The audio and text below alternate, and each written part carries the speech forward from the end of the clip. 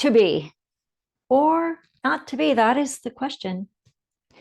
Did you know that bees are aerodynamically designed not to fly?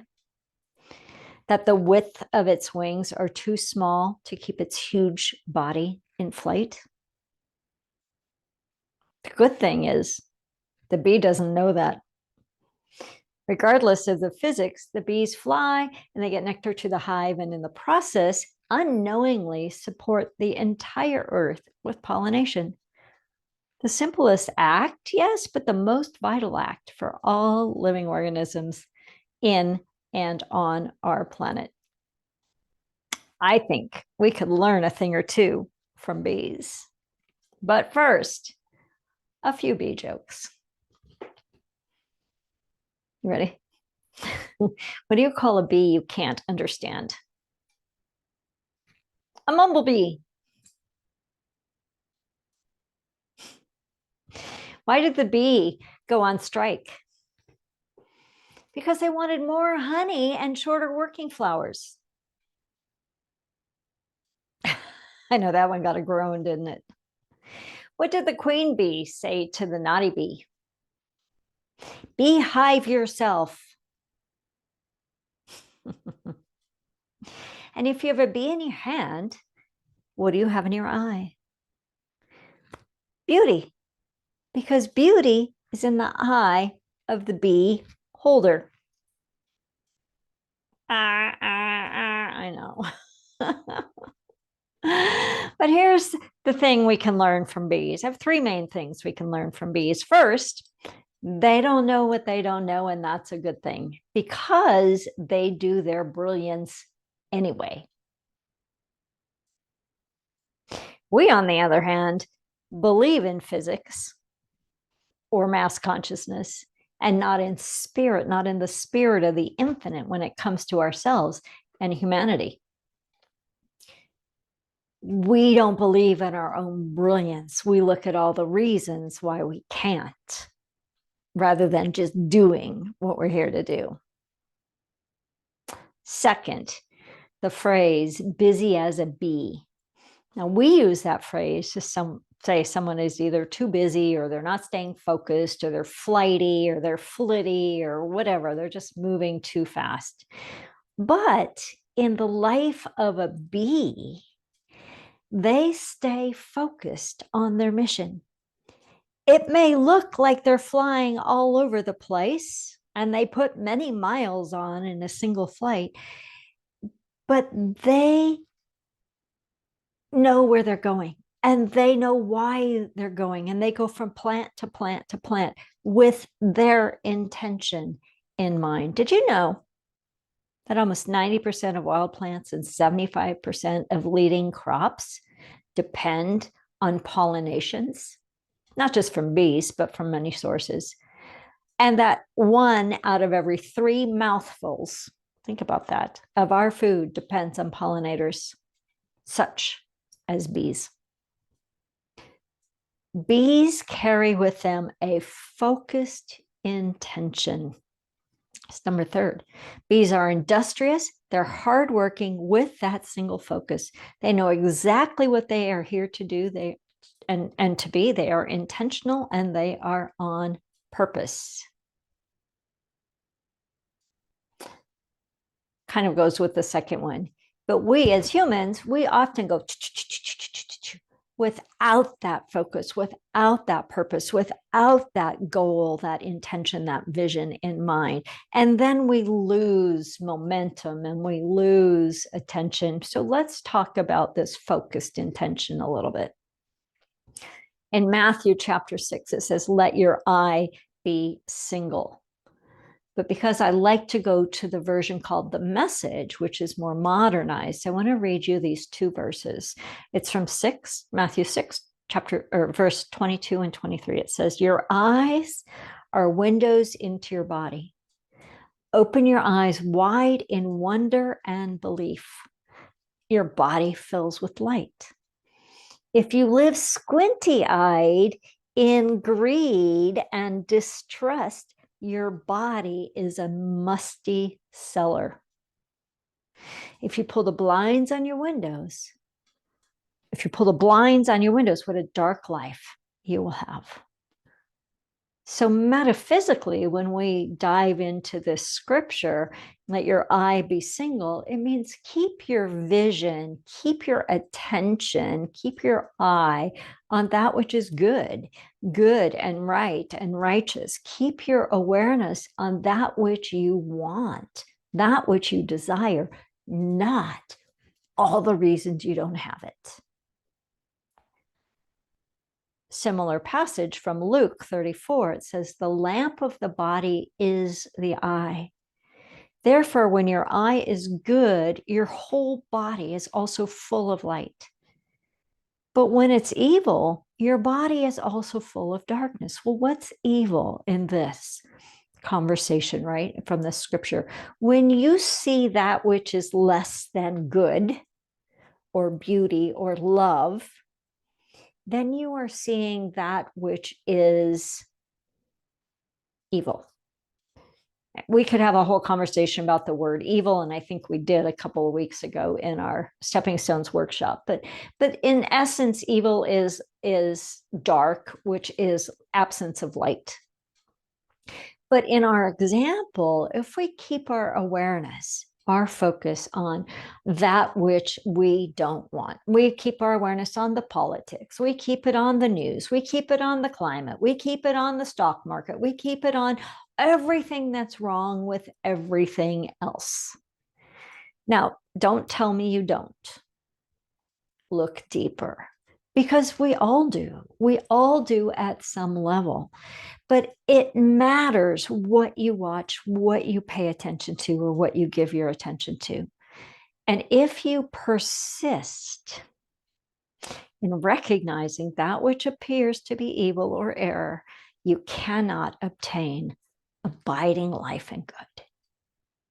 Which means, translated, if you flit about, if you worry, if you fret, if you live in frustration and irritation at somebody or something, then you are not able to be in the good that is yours.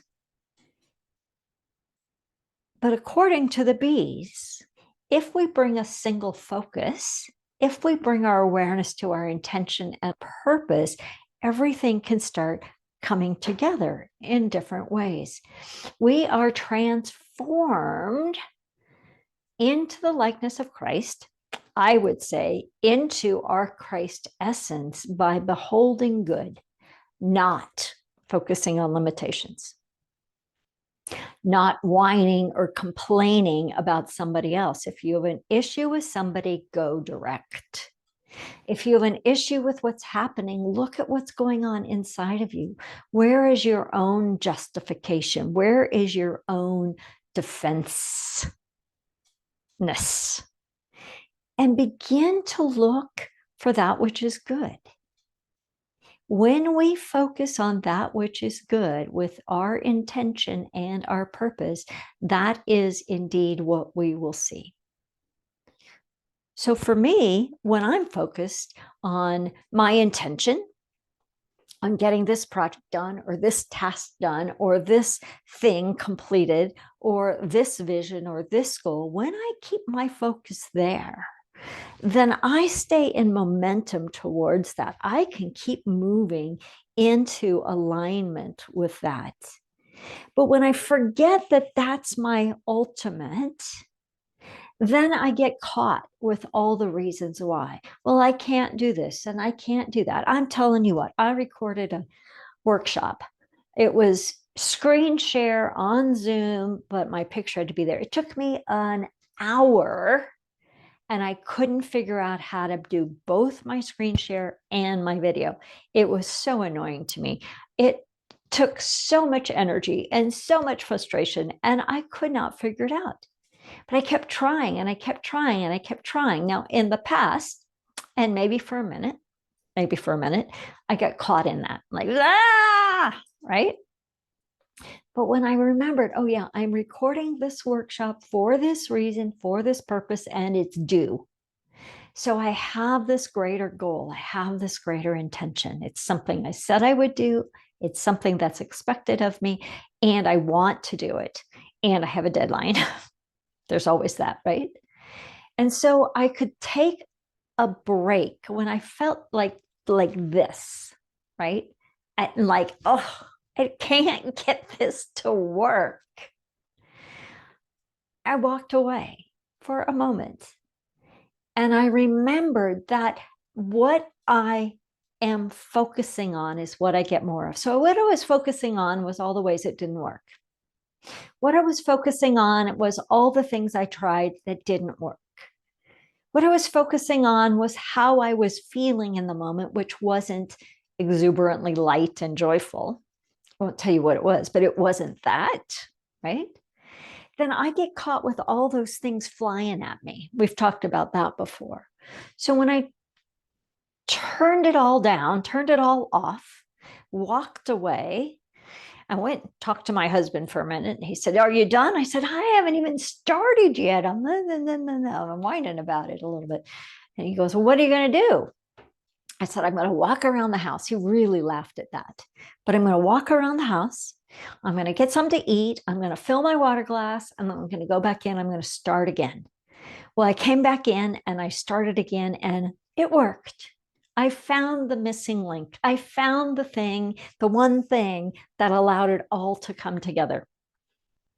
And it's not just about recording that webinar, it's about everything we do.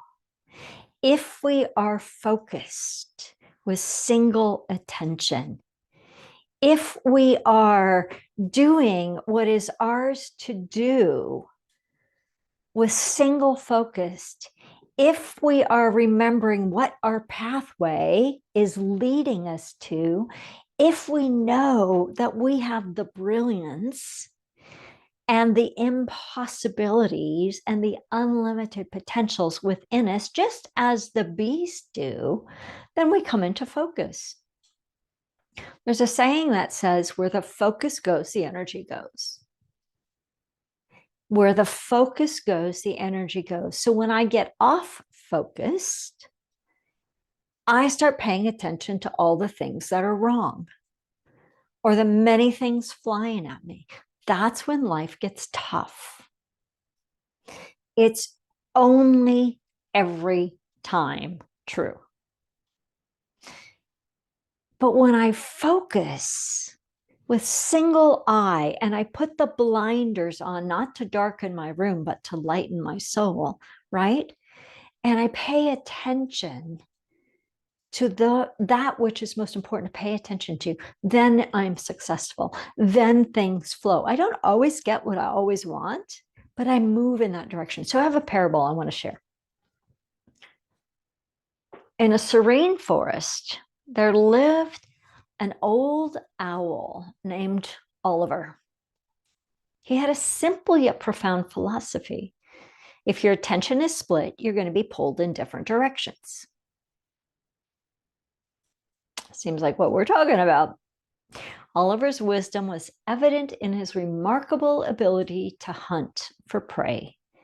When he focused on a single target with unwavering attention, his success rate was unparalleled.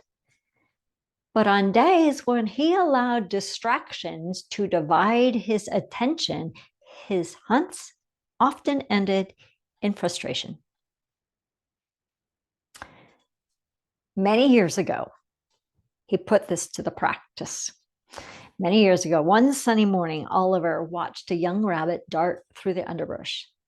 Determined to catch his meal, he locked his gaze on the rabbit and he blocked out all the other distractions.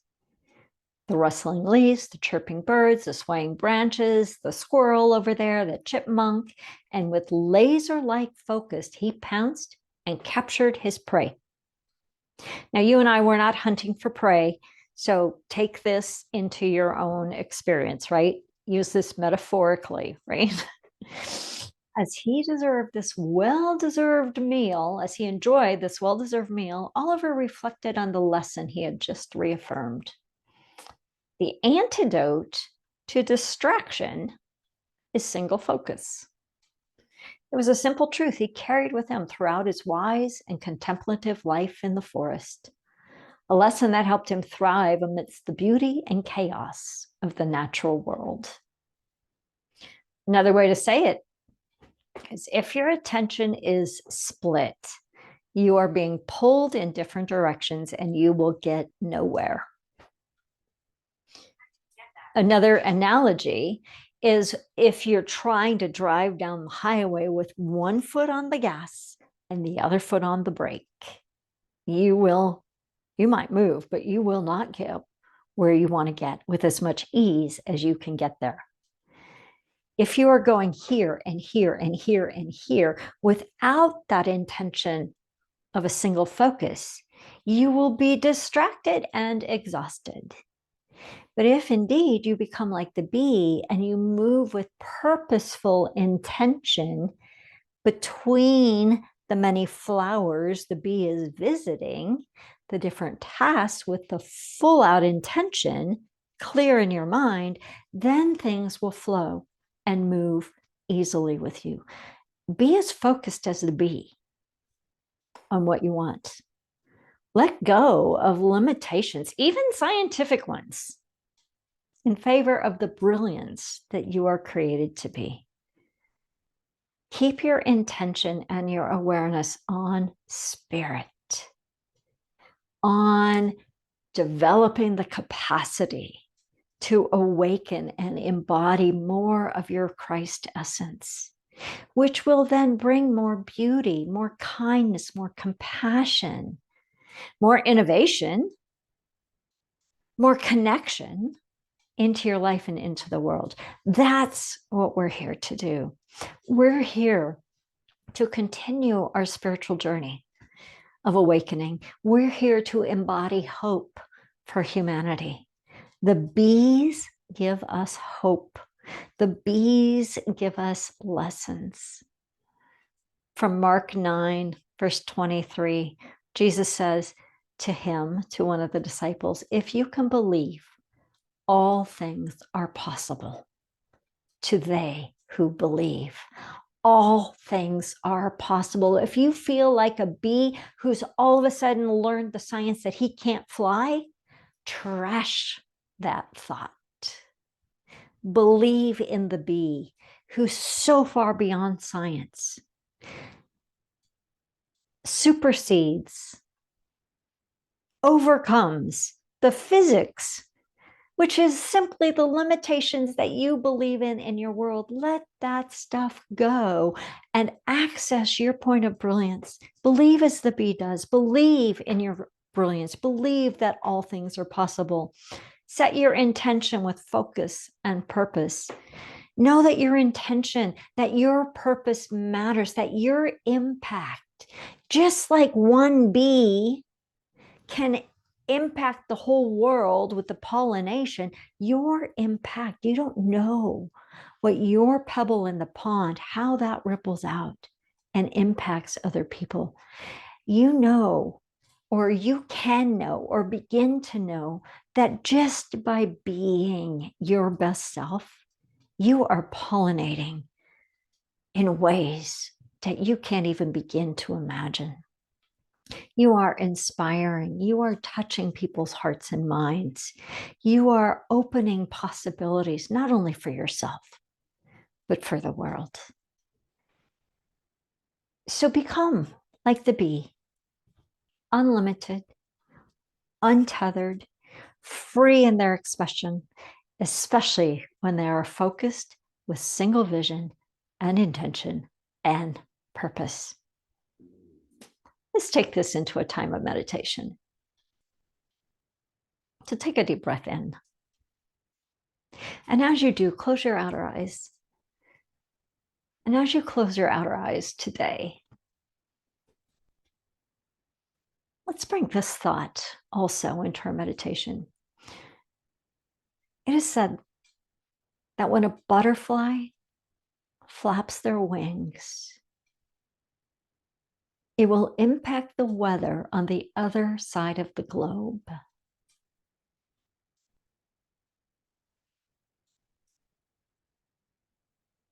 Your impact who you be impacts our entire world. And as you take this to heart, to mind, to your very being, ask yourself, who would I be if I had no limitations? If I didn't have the limitation of this or that or the other thing, who would I be? What quality would I embody? What quality would I like to exude to the world, be it love or light or joy or peace or hope? And as you identify that quality, bring that all the way down deep into the core of your being. And know that this quality isn't just a quality you make up with your mind, but this is a God-given quality.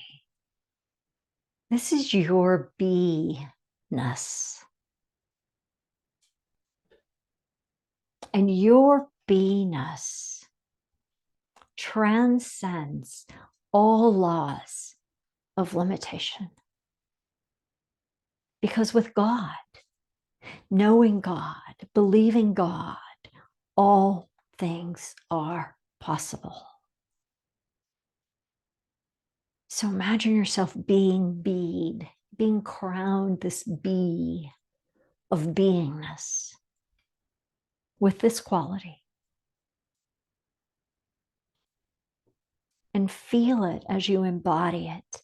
And feel how the embodiment is like the pebble on the pond, how it can reach out, how the ripples expand. And feel how your beingness can impact a person that you don't know on the other side of this world. With that quality, be it love or light or joy or hope. Feel it. Feel it rippling across the planet, touching that person on the other side of the globe. Feel them catching that quality and becoming their own impact with ripples through the pond of life, encircling the globe, coming all the way right back around into this room, this sanctuary, this moment. And just as you were willing to give this to the world, can you also receive it?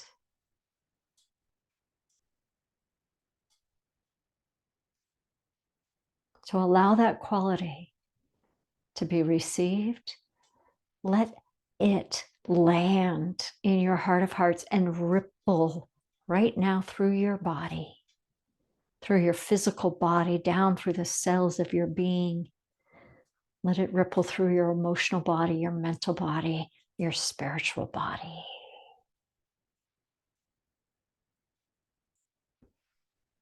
And ask yourself this question: to be this quality or not to be?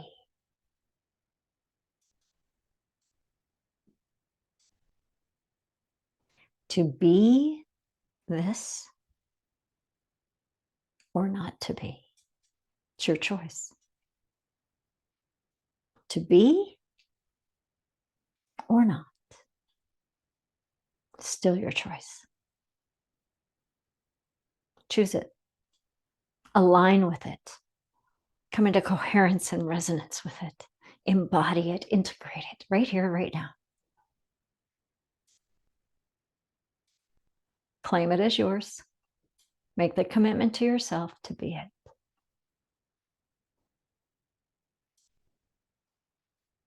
We're going to take a few moments in the silence as you be.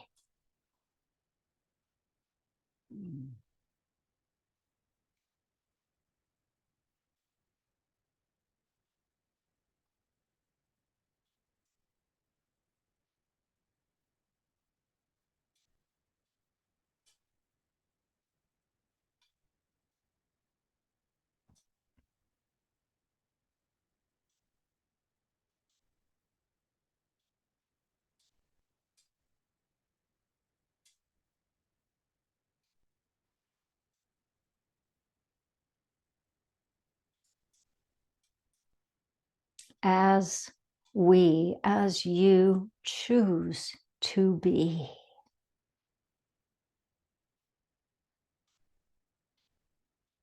We change ourselves. We impact those around us in this congregation, in this city, in your city, and far beyond, in your workplace, in your family. But feel the impact on the other side of the world and let that move your heart.